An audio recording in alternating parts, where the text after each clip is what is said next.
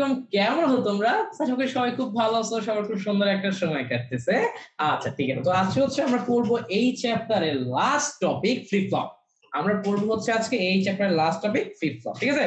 আচ্ছা, তো এখন স্যার আমাদের ফ্লিপ ফ্লপ কিন্তু সিলেবাসে নাই, আমি একটু আগেই বলে নিই, তাহলে আমাদের ফ্লিপ ফ্লপটা জানা লাগে। তার কারণ ফ্লিপ ফ্লপ জিনিসটা এটা না জানলে তুমি কিন্তু আবার রেজিস্টার কি এটা বুঝবা না। হ্যাঁ, তো এখন দেখো ফ্লিপ ফ্লপ কি। আমার ফ্লিপ ফ্লপ হলো লজিক গেট দিয়ে তৈরি এক ধরনের মেমোরি উপাদান যা কি করতে পারে, একটি, this is very important, just একটা বাইনারি বিট সংরক্ষণ করতে পারে, একটার বেশি পারে না। ধরো তোমার 10টা বিট সংরক্ষণ করা দরকার, তাহলে কি করতে হবে, তোমার 10টি ফ্লিপ ফ্লপ ইউজ করতে হবে, very important for MCQ. And ধরো তোমার এন বিট, ধরো তোমার হচ্ছে সংরক্ষণ করা দরকার, তাহলে তোমার কি লাগবে, এন সংখ্যক ফ্লিপ ফ্লপ লাগবে, তোমার এন সংখ্যক ফ্লিপ ফ্লপ লাগবে স্যার, ঠিক আছে? বুঝতে পারছি পোলা ভাই? আচ্ছা গ্রেট, তো গেল এটা। হ্যাঁ, তো এবং কি বললাম যে আমার ফ্লিপ ফ্লপের দুইটা স্থায়ী অবস্থা আছে, 0 আর 1, এবং ওই দুটি স্থায়ী অবস্থার যে কোনো একটিতে হচ্ছে আমার ফ্লিপ ফ্লপ থাকতে পারে। মানে আমার ফ্লিপ ফ্লপে হচ্ছে তোমার 0 হইতে পারে, 1 হইতে পারে, ও হয় 0 থাকবে না হলে 1 থাকবে।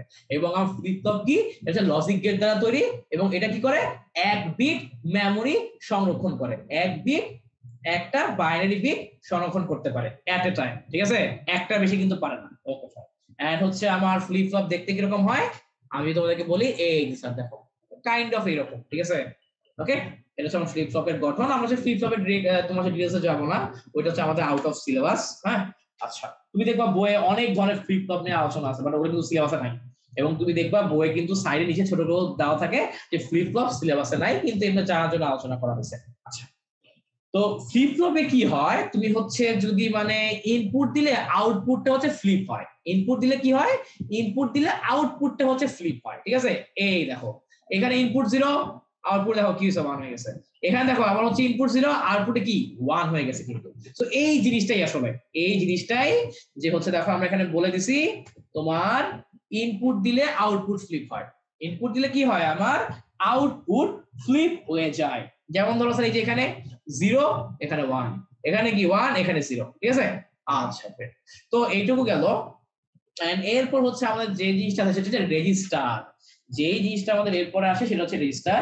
তো রেজিস্টার কি স্যার, মনে রাখবেন রেজিস্টার হলো একটি মেমোরি ডিভাইস, রেজিস্টার হলো একটি মেমোরি ডিভাইস, রেজিস্টার হলো একটি মেমোরি ডিভাইস যেটা কি করে, যেটা কিনা কতগুলো বিট সংরক্ষণ করতে পারে, কতগুলো বিট সংরক্ষণ করতে পারে। রেজিস্টার হচ্ছে একটা মেমোরি ডিভাইস যা কিনা কতগুলো বিট সংরক্ষণ করতে পারে, ঠিক আছে? আচ্ছা গ্রেট, তো এইটুকু গেল। এরপর স্যার আমার এই যে রেজিস্টারটা তৈরি হয় কি দিয়ে, রেজিস্টার তৈরি হয় কতগুলো ফ্লিপ ফ্লপ দিয়ে। রেজিস্টার কি দিয়ে তৈরি হয়, কতগুলো ফ্লিপ ফ্লপ দিয়ে তৈরি হয়। রেজিস্টার হচ্ছে কতগুলো ফ্লিপ ফ্লপ দিয়ে তৈরি হয় স্যার, বুঝতে পারছো? যেখানে কি করে, যেখানে প্রতিটা ফ্লিপ ফ্লপ একটি করে বাইনারি বিট সংরক্ষণ করে, এটা জানোই, প্রতিটা ফ্লিপ ফ্লপ একটি করে বাইনারি বিট সংরক্ষণ করে। মুখে যা বলছি সব খাতায় লিখে নেন।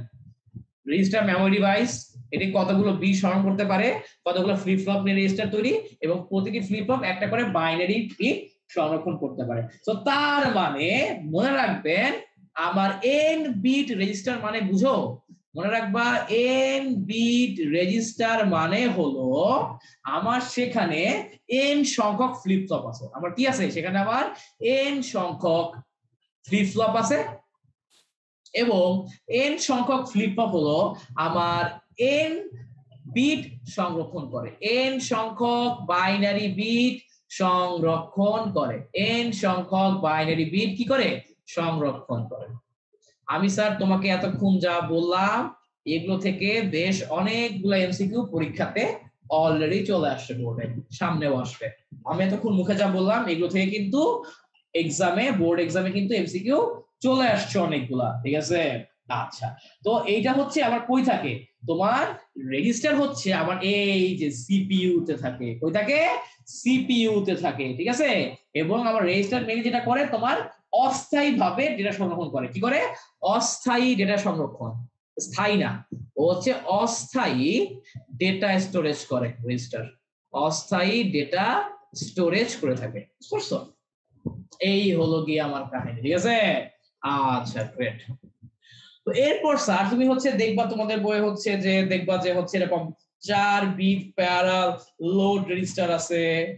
এরপর হচ্ছে তোমার দেখবা যে হচ্ছে ডি ফ্লিপ ফ্লপ ব্যবহার করে 4 বিট শিফট লেফট রেজিস্টার আছে, ঠিক আছে? আচ্ছা তোমার এগুলো বোঝার জন্য আবার আসলে ডি ফ্লিপ ফ্লপ করা লাগে। এরপর হচ্ছে স্যার ওই যে আমার 3 বিট রিপল কাউন্টার আছে, এরকম অনেক কিছু আছে, হ্যাঁ। তো এই জিনিসগুলা হচ্ছে তোমরা বইয়ে দেখো, যদি বুঝতে পারো তাহলে তো ভালো, যদি বুঝতে না পারো বাদ দিবা, যদি বুঝতে না পারো বাদ দিবা। তার কারণ হচ্ছে এগুলা কিন্তু বোঝাটা অনেক টাফ, এবং এটা যেহেতু হচ্ছে ইলেকট্রিক্যাল ইঞ্জিনিয়ারদের জিনিস, সো ওরকম বেসিক না থাকলে বোঝাটা একটু কষ্ট।